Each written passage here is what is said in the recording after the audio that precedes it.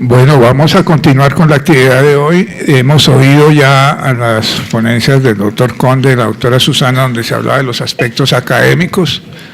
También tuvimos oportunidad de oír al sector asegurador, pero hay otro tercer actor muy importante en esto, que es el Estado. Y uno de los proyectos de todas estas actividades y de los objetivos es de realmente que se haga una modificación en los currículums de todas las profesiones de salud, y para eso vamos a tener la intervención del doctor Venegas, que es el director de la Fomento para la Educación Superior en el Ministerio de Educación Nacional. Doctor Venegas, por favor. Bueno, muy buenos días para todos. Agradecerle muy especialmente al doctor Salazar por la invitación. Un saludo muy especial también para las personas que me precedieron en la palabra. Y pues a todos los invitados, de verdad que un placer estar acá acompañándolos en este foro. Nada, digamos que un poco mi intervención, tengo que confesarlo que hasta ayer coordinamos completamente la intervención y un poco escuchando las intervenciones anteriores, espero no estar en el lugar equivocado. Y lo digo ¿por qué? Porque un poco lo que nosotros intentamos mostrar es cómo han evolucionado los programas relacionados con el tema de seguridad en el trabajo, de seguridad y salud en el trabajo, pero también veo que acá, digamos, se han dado unos énfasis muy interesantes en términos de también cómo se diagnostican esas enfermedades laborales, que yo creo que pues un poquito las discusiones anteriores, sobre todo la que me precedió, hacía un fuerte énfasis en un poco el retraso que tenemos en ese diagnóstico de enfermedades laborales. Realmente lo que yo les voy a presentar es entendiendo un poco el título de la intervención que en principio me pusieron, que era cuál ha sido la evolución y el desarrollo de los programas relacionados con seguridad laboral. Eso es un poco lo que les voy a contar, pero tengo que hacer esa interpelación antes, porque si no de pronto ustedes dicen, oiga, pues este señor está hablando de cosas que no es. Entonces hago la claridad inicial. Lo primero que tengo que contarles es que de dónde salen a mí me gusta contar la historia completa, y es de dónde surgen este tipo de datos, porque hay veces cuando uno está contando esto dice, este hombre se inventó la información. No, yo comparto plenamente algo que tal vez también se deducía de las presentaciones anteriores, y es que para poder realmente focalizar mucho más la política y hacer una mejor intervención, es fundamental todo el tema de la información. Yo creo que ahí hay un tema fundamental. Y nosotros en particular en el Ministerio tenemos dos sistemas de información que yo creo que son interesantes un poco para la discusión. Bueno, tenemos más sistemas, pero la información que les voy a contar parte de dos sistemas. El Sistema Nacional de Educación Superior, el SNIES, que está reglamentado por la Ley 30, que ya lleva varios años funcionando y que ha tenido una evolución interesante.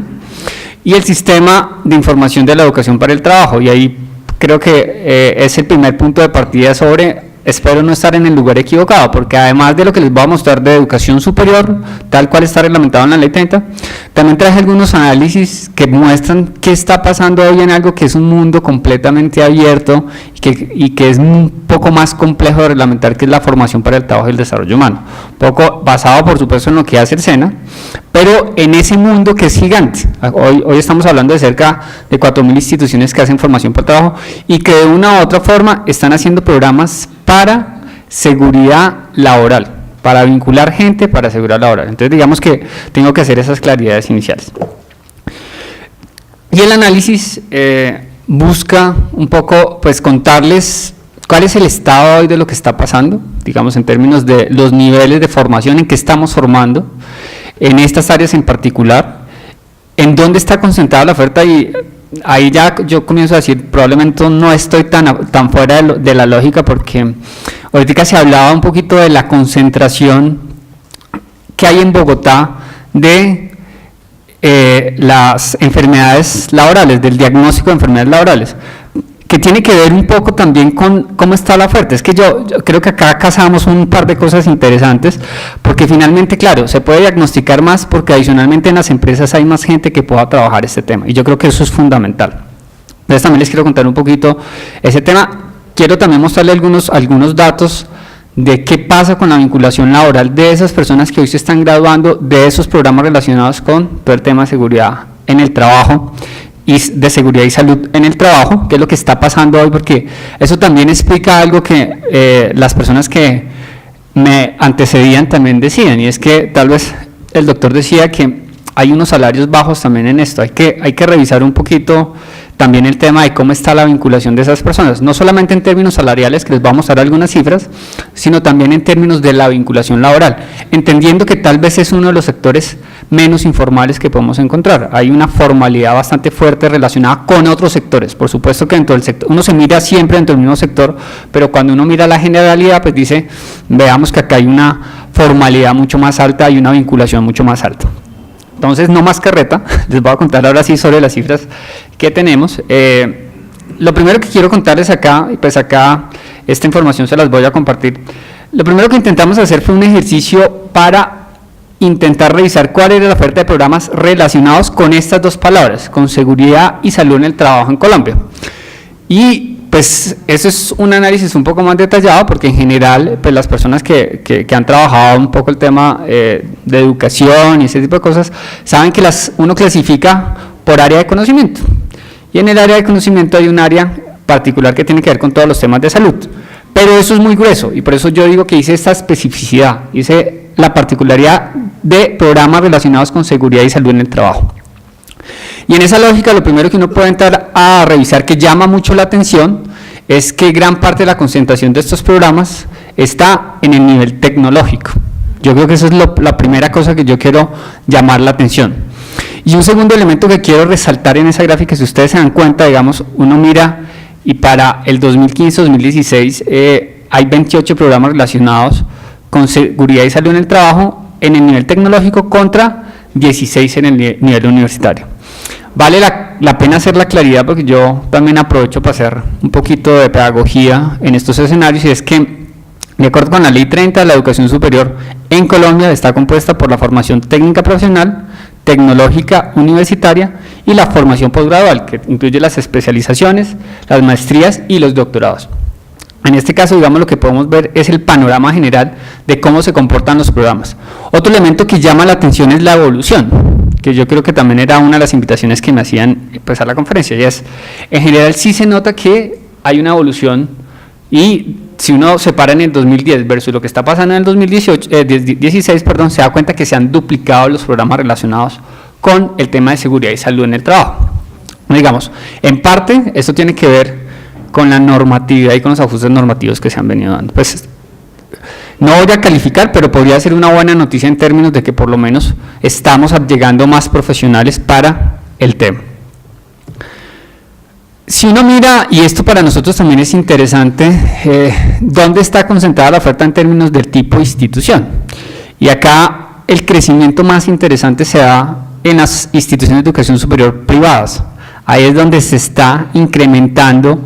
No me van a pedir explicaciones, okay, no mentiras, pero digamos, un poco lo que uno sí se da cuenta es que en el 2010 cuando comenzamos a hacer este análisis que traje para la presentación, digamos, la torta estaba repartida más o menos de forma similar, 19 a 27, pero si ustedes se dan cuenta, hoy las instituciones privadas duplican las instituciones públicas, y la explicación básicamente es una explicación de demanda, y es, se ha encontrado que hay una demanda importante y por eso las instituciones privadas comienzan a evolucionar mucho más rápido, digamos, evolucionan mucho más rápido las instituciones privadas versus las instituciones públicas. Eso es un poco el reflejo de esta evolución que han tenido si uno lo mira desde la lógica de la tipología institucional. Y el otro elemento es, bueno, ¿y cuánta gente? Y acá tengo que volver a hacer la particularidad, digamos, acá yo hice una particularidad y es comenzar a revisar cuánta gente estaba matriculada en estos temas, seguridad y salud, digamos, en esa relación. Ya les voy a contar cuáles son los programas, porque acá hay otra discusión que yo creo que es fundamental en lo que estamos haciendo. Lo mismo, algunos elementos que no van en contravía, pero es claro, como hay más programas de tecnología, pues hay más matriculados de tecnología, pero démonos cuenta que en el nivel universitario la cosa está muy pareja con el nivel tecnológico, no así en graduados, ya lo vamos a ver en graduados. Y lo segundo es la evolución que ha tenido. Tenemos una evolución bastante importante en términos de los tipos de programas que hoy se están dando. Igualmente tenemos una evolución más o menos en la misma proporción del tipo y de la cantidad de matriculados que tenemos hoy en esos programas relacionados con el tema de seguridad y salud en el trabajo. Estamos hablando que se ha duplicado más o menos un poquito más el número de matriculados que tenemos, pasando de 24.000 a 57.000. Eso creo que es fundamental. Y acá una gráfica sobre, quiero hacer un poco el pareto con la presentación anterior. Y uno dice, claro, hay un diagnóstico que está concentrado en Bogotá y puede ser porque son más juiciosos, pues como estaban diciendo ahorita, no, también tiene que ver un poco con este tipo de comportamiento. Y es que, claro, ya sobre el trabajo en la empresa y sobre las personas que pueden ayudarnos con el tema, pues hay una alta concentración también acá en Bogotá, mire, cerca, y además que ha evolucionado mucho más. Mire que Bogotá ha aumentado su participación del 15% al 42% en el 2015 en términos de la gente matriculada en este tipo de programas. Y pues la otra lógica es pues la lógica poblacional, o sea, acá también hay una lógica poblacional por detrás y una lógica un poco de la oferta que tiene, de la concentración de la oferta. Antioquia, Valle, el Cauca, Atlántico, pues que son los otros departamentos con mayor oferta en programas en general, pues tienen la concentración de los programas de este tipo. Pero acá llama mucho la atención realmente cómo se ha venido cambiando la torta. Mire el 2010-2015 quién estaba liderando, digamos, en términos de la cantidad de matriculados, y miremos en el 2015 cómo cambia completamente esa distribución, que llama mucho la atención, es un tema que llama muchísimo la atención. Y quiero que tengan este panorama completo porque ahorita les voy a mostrar qué pasa, por ejemplo, con los programas de formación para el trabajo, porque ahí hay una, no sé si una complementariedad, y pues dejo todos estos datos también para alimentar la discusión. Porque en formación para el trabajo y el desarrollo humano, ya les voy a contar qué trata específicamente, la torta de distribución es completamente diferente. Es completamente diferente y no implica necesariamente la concentración poblacional. En este caso claramente uno lo puede ver concentración de la oferta de programas, pero también concentración poblacional. Estos son los principales programas. Yo acá pues vuelvo y repito, no metí medicina porque es que cuando uno mira medicina como es tan general, entonces, y además digamos, no hay depende del énfasis porque pues de acuerdo a lo que estaban hablando, pero yo me traje los programas que nosotros veíamos que tenían mayor relación con el tema. ¿Dónde está la mayor concentración? Mire, pues hay un programa que se llama varios, digamos, no necesariamente es un programa. Ustedes saben que por autonomía de las instituciones pueden determinar pues más o menos cuál es la tipología, la nomenclatura del programa, pero hay una relación de programas que uno puede encontrar como Administración en Salud Ocupacional, donde se concentra la mayor cantidad de personas matriculadas en el 2015, el 29%. Y llama la atención algunos programas de tecnología que creo que son súper interesantes, tecnología en salud ocupacional y en gestión integrada de calidad, medio ambiente, seguridad y salud ocupacional, que también tienen una alta concentración y que corresponde también un poco con la concentración que se tiene en programas de formación tecnológica. Pero hay otros programas que vienen llamando la atención, el técnico profesional en salud ocupacional, tecnología en seguridad y higiene ocupacional. Yo creo que acá, en particular, cuando uno mira esta distribución, una conclusión a la que puede llegar es que generalmente hay una vinculación también que corresponde con el tipo ocupacional que se tiene. Yo creo que en este sector en particular se ve, si uno revisara otro sector, creo que no tendríamos la misma lógica, y es, hay una cabida para el técnico profesional, hay una cabida para el tecnológico y hay una cabida para el universitario. Y acá entra algo que tal vez discutíamos con el doctor Salazar ahorita. Lo fundamental acá es determinar cuáles son las competencias del hacer en estas áreas. Eso es fundamental en todo este tipo de procesos.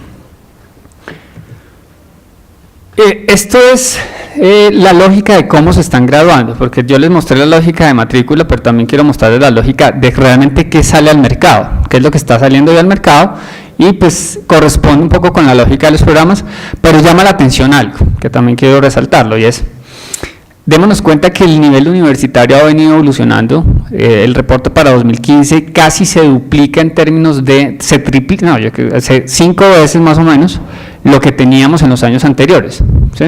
Hoy el nivel universitario está ya comenzando a ganar ese espacio, que ahí pues tenemos que entrar a revisar exactamente qué tipo de profesional está acá en este nivel universitario y qué estamos valorando. Pero también hay una corresponsabilidad en términos de la oferta. Entonces, el nivel tecnológico pues tiene la mayor participación, lógicamente, porque ahí es donde está concentrada la mayor oferta de programas, que pues como ustedes se dieron cuenta tiene una evolución también más o menos que corresponde con la lógica de graduación. Y cuando uno mira qué le pasa a las personas cómo se están vinculando laboralmente esos profesionales. Yo creo que acá llama la atención varias cosas. Esto es pues algunas estadísticas que hacemos cruzando la información de las personas que se gradúan con la información del PILA para determinar pues primero la vinculación laboral y segundo más o menos los promedios salariales que están teniendo. Acá llama la atención algo que quiero resaltar y yo les decía, una cosa que me llamó la atención cuando estaba pues revisando la presentación es, primero es un sector donde las tasas de vinculación son más altas versus los promedios. Ustedes ven que en la grafiquita está la vinculación propiamente de los programas relacionados con seguridad en el trabajo versus la que está abajo, que es los promedios nacionales. Entonces lo primero que llama la atención es que tenemos promedios más altos de vinculación, es decir, digamos, el mercado, digamos, tiene una demanda más alta de este tipo de profesionales versus las demás carreras, ¿sí? En todos los niveles, si ustedes se dan cuenta, tanto en el nivel técnico profesional, en el nivel tecnológico, en el nivel universitario sí que se ve pues mucho más, en el nivel de especializaciones y en el nivel de maestría. En todos los niveles tenemos unas tasas de vinculación más altas, pero no así salarialmente. Salarialmente, si uno lo mira, estamos un poco por debajo en los promedios, excepto en el nivel universitario. Entonces, en el nivel técnico tecnológico, el promedio es de 1.068.000, mientras que esta es vinculación, ¿no? Estamos acá hablando de la persona que se gradúa y yo la voy a mirar cómo se vincula laboralmente, pues porque ustedes saben que la experiencia comienza a pesar como un factor decisivo salarialmente hablando, pero esta es como una fotografía de yo me gradúo y cómo me va cuando me gradúo. Esa es la fotografía. Entonces, esas dos cosas quiero llamar la atención. Sí tenemos mejor vinculación laboral, pero en algunos niveles tenemos salarios promedio más bajos que el promedio que tenemos, excepto en el nivel universitario. Eso es como el panorama grueso, por eso digo que yo hago un recorrido muy rápido, pues fue un poquito lo que me pidieron que hiciera. Pero también me traje esto porque yo creo que también quiero llamar la atención sobre esto. Esto realmente lo traigo para llamar la atención. Y es que además de lo que está establecido en la Ley 30, como programas técnicos, profesionales y tecnológicos, pues en Colombia también hay una oferta que es importante que yo de verdad quiero resaltar. Porque ahí hay que revisar exactamente qué está pasando también. Y es todo lo que tiene que ver con la formación para el trabajo y el desarrollo humano. Y ahí la gente en general se titula bajo la denominación técnico laboral en algo. Y si uno lo mira ocupacionalmente, pues es más de la lógica de auxiliar, más o menos ocupacionalmente hablando. Y acá también pues llama la atención varias cosas. Lo primero que quiero resaltar es el tema de cómo está la distribución de la matrícula. Y acá, como lo decía, cambia radicalmente versus lo que yo les mostraba en educación superior. Acá tengo los porcentajes porque quiero resaltarlo. Les dije que tomaran la fotografía de cómo estaba en la educación superior, en los niveles de la educación superior.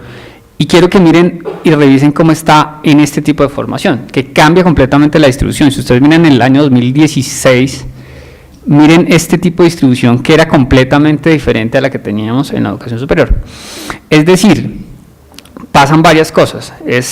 Esta educación en general complementa en algunos casos o es la oferta que se tienen en algunas regiones donde la educación superior no alcanza a llegar. ¿Y por qué? Porque tiene unas características completamente diferentes. O sea, este tipo de formación se aprueba a través de secretarías de educación, digamos las condiciones no son las mismas que se tienen en la educación superior y por eso digamos que los lugares donde la oferta de educación superior no llega como con tanta fuerza, probablemente está ocupada por este tipo de formación. Eso llama la atención y yo creo que es un punto fundamental. Y uno encuentra también, y por eso traje este tipo de programas, porque uno también encuentra unas denominaciones que tienen que ver con el tema de seguridad en el trabajo, de seguridad laboral y de salud en el trabajo. Y entonces se encuentra que, por ejemplo, hay un técnico laboral en seguridad ocupacional donde se han matriculado 9.087 personas en el 2016. Entonces uno dice, bueno, listo, digamos. Yo siempre digo que acá hay que revisarlo siempre en la lógica de, bueno, listo, yo tengo esto formando, pero ¿qué pasa en mi contraparte, que es mi mercado, cómo esas personas se van vinculando?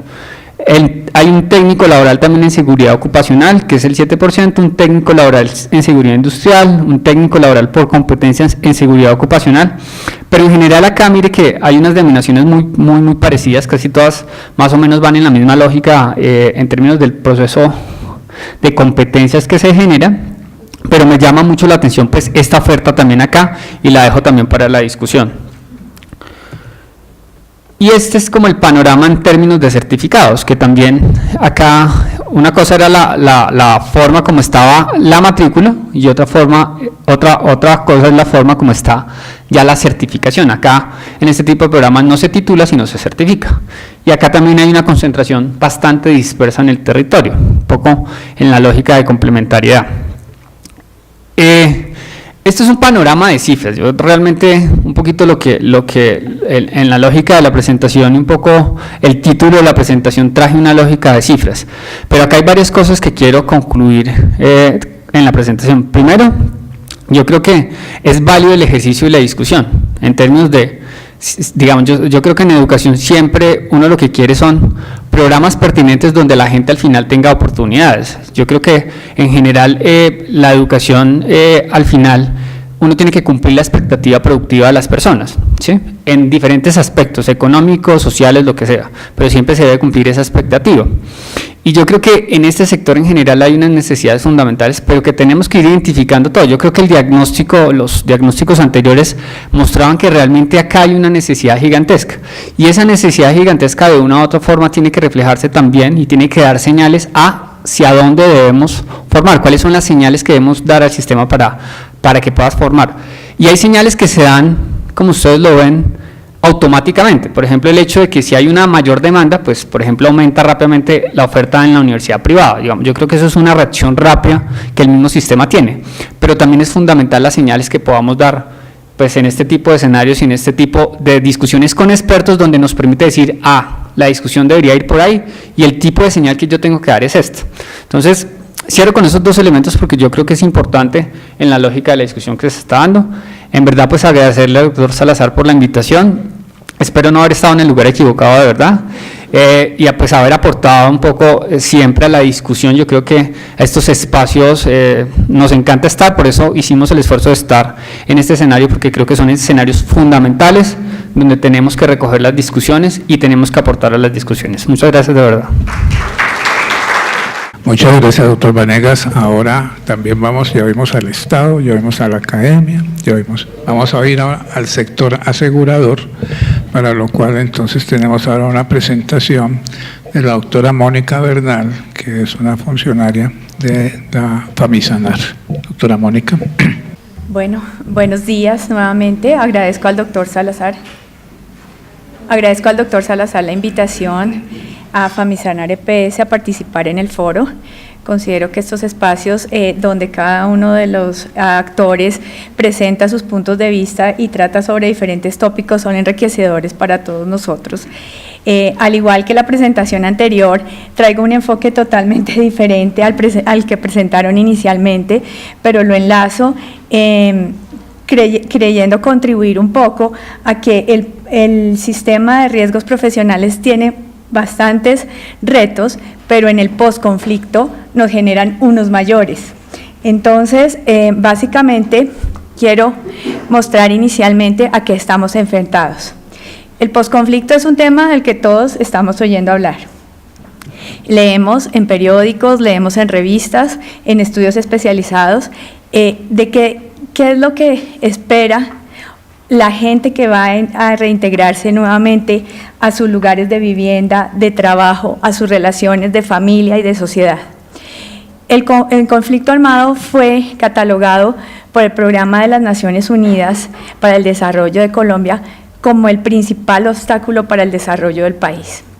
Y en ese sentido, entonces, hoy entramos en una nueva etapa donde estamos invitados desde la medicina del trabajo a contribuir a que esas personas se reintegren, se reincorporen a su mercado laboral y que además lo hagan de la manera más favorable. En cifras, básicamente estamos hablando de muertes violentas, de más de 180.000 muertes violentas en población civil. Estamos hablando de más de 25.000 secuestros, 27.000 desapariciones, niños que son reclutados en más de 5.000 y 15.000 personas que están registradas dentro del tema de secuelas de minas antipersonales. Entonces, además, estamos recibiendo una población que generó su discapacidad por culpa de la guerra y personas que quedaron rodeadas de barreras para su desarrollo personal. ¿Qué queremos implementar? En el posconflicto, la política de empleo ha presentado que lo que se quiere es un fortalecimiento de las economías locales, pero esas economías pues son unas economías que ya vienen en un devastamiento y por lo tanto tenemos que fortalecerlas desde lo propio, es decir, desde el tema agropecuario, desde el tema pecuario y desde el tema de construcciones que pueden ser pequeñas para los lugares que han quedado devastados o grandes en las ciudades. El Ministerio de Trabajo en septiembre del 2016 lanzó la política de trabajo seguro CIESPAS y este trabajo seguro debe ser propuesto bajo 3 pilares que los describo ahí, que son el trabajo decente, el fortalecimiento de la seguridad y la salud en el trabajo y una mayor formalización laboral. Y entonces, dentro de los retos que ustedes escucharon al principio, estábamos hablando de la formalización y la informalización del trabajo. Hoy, a nivel del campo, solo menos del 15% estamos hablando de trabajos formales, entonces ahí tenemos otro reto. El equipo económico del gobierno ha notado que en el posconflicto en la primera década se deben generar 200.000 nuevos empleos de diversas actividades. Y los empleadores, como lo anotaron anteriormente, deben generar el sistema de seguridad y salud en el trabajo. Entonces, no solo implementarlo como una novedad, sino que adicionalmente implementarlo para una población que tiene toda una serie de novedades y que nos exige un mayor compromiso. Aquí anotar, bueno, hay muchas personas que técnicamente son más formadas en el tema, que la medicina laboral va a actuar sobre patologías que ya existen, ¿sí? Entonces ahí tenemos un reto, porque ahora cuando miremos más adelante en la presentación vamos a encontrar diversidad de patologías y ya tenemos una dificultad para la calificación de las patologías, una dificultad en la educación médica para definir si están o no relacionadas con el trabajo, para consignar en las historias clínicas los elementos importantes de calificación y aún más allá de la calificación, ¿no? Es establecer el diagnóstico certero de esas patologías. Entonces, la medicina laboral, independiente de la medicina preventiva del trabajo y del sistema de seguridad y social en el trabajo, pues tiene que buscar esas personas cómo pueden, dentro de su capacidad laboral previamente evaluada, ubicarse en un lugar de trabajo que se adecue a esas condiciones psicológicas, físicas y funcionales que vamos a encontrar. ¿Qué población vamos a intervenir? Y esto es un poco una generalidad, un imaginario, porque nadie sabe qué población va a entrar. Especulamos que puede ser población expuesta a patologías endémicas tropicales, a patologías mentales y con bajos mecanismos de adaptación, con pocas habilidades y competencias para la empleabilidad baja. ¿Por qué? Porque son personas que no han tenido formación ni académica, ¿sí?, ni de destrezas, de fortalecer sus destrezas. Población en condiciones de discapacidad física, como lo señalé inicialmente con las cifras, en el tema de minas antipersona, población en estados de desnutrición y población expuesta a violencia sexual, y no solo niñas, niños, sino mujeres y hombres. Entonces aquí tenemos como un amplio panorama donde se puede actuar y, digamos, fortalecer mucho más todo lo que hoy hacemos para la población general, pero específicamente para esta población, que sería más sentido el tema. Ya pasando un poco a la practicidad, digamos que lo que quería dejar al inicio es el posconflicto tiene una serie de retos que, adicionales a los que ya existen, nos exigen un mayor compromiso. En medicina laboral es muy importante el ingreso de los trabajadores, y aquí entonces estas poblaciones nuevas que van a ingresar, que van a ser incorporadas o reincorporadas al trabajo, deben ser evaluadas muy cuidadosamente. Su valoración de aptitud laboral debe ser hecha de una manera, digo yo, especial. ¿Por qué? Porque como son poblaciones que ya vienen enfermas, entonces su evaluación, que incluye muchas de los ítems que aquí relaciono, el tema de conservación auditiva, visual, respiratoria, ergonómica, su autocuidado, la sensación que tienen frente al riesgo, el tema de adaptarse o no a los horarios, a los uniformes, a los relacionamientos, la evaluación psicométrica, la visita situacional de su entorno, dónde viven, con quién viven, cuál es su red de apoyo, pues toma mayor importancia para establecer a qué trabajos podrían ser reincorporados estas personas. No es solo decir vamos a entrar a que estén en el agro, que estén en la parte pecuaria o que estén en la construcción. ¿Sí serían esas personas totalmente aptas para desarrollar esos trabajos o existiría la posibilidad de crear un nuevo tipo de trabajo que les fortaleciera y se desarrollara sus cualidades? Y aquí entonces el empleador deberá trabajar en conjunto con la administradora de riesgos laborales y las personas que hacen estas evaluaciones de ingreso laboral tendrían que tener un fuerte conocimiento en todo el tema de evaluar las aptitudes para que los trabajos sean asignados de acuerdo al perfil y puedan desempeñarse unas funciones adecuadas, porque si no entraríamos luego en un tema de ausentismo, en un tema de incapacidad, en un tema de no continuar su trabajo y de tener que estar buscando nuevas oportunidades para estas personas. Eso desde el empleador y desde la ARL. Desde la EPS, entonces en la EPS realizamos diferentes procesos de medicina laboral. Los que trabajamos directamente con las áreas de salud empresarial, pues realizamos una serie de evaluaciones para generar certificados de discapacidad, calificaciones de origen, recomendaciones laborales y conceptos de rehabilitación. Inicialmente el tema de discapacidad. Entonces, adicionalmente a que estas personas quedarían reintegradas a su trabajo, pues también entramos a participar en toda la evaluación de discapacidad. Teníamos que establecer la severidad de las secuelas que tendrán estos nuevos funcionarios, ¿sí? Estos nuevos cotizantes del sistema, ¿sí? ¿Para qué? Pues para conocerlo. Primero, todos han hablado de información. Es importante que esta población quede caracterizada desde la discapacidad y tenga acceso a toda la serie de seguros y beneficios que se van a crear para esta población. La calificación de origen, que ya la han discutido tanto para enfermedad laboral como para accidentes si se llegara a presentar, pero en enfermedad laboral vamos a encontrar pacientes que ya venían enfermos y estas enfermedades serían laborales de su trabajo previo. Entonces ahí viene una discusión y la norma no lo ha definido, ¿no?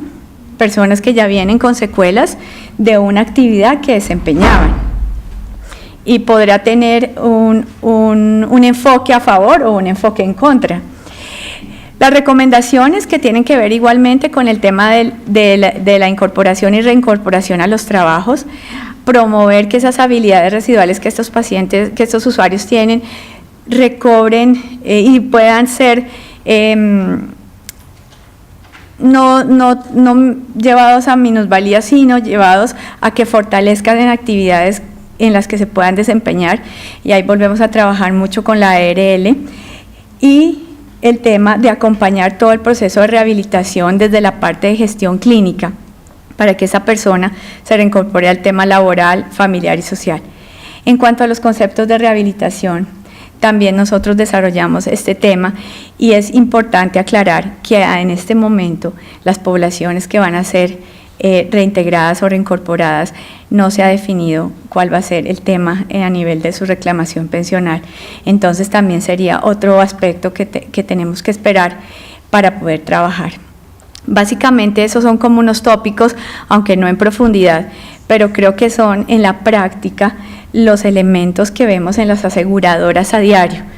Entran personas que no son evaluadas correctamente, personas que empiezan a agravar una enfermedad común por su trabajo o que por no seguir adecuadamente todas todos sus principios de seguridad, caen en un accidente, empiezan a presentar una enfermedad laboral y empecemos a exigir de parte de ellos pues toda una respuesta de calificación, de certificación, para que puedan acceder a sus prestaciones económicas.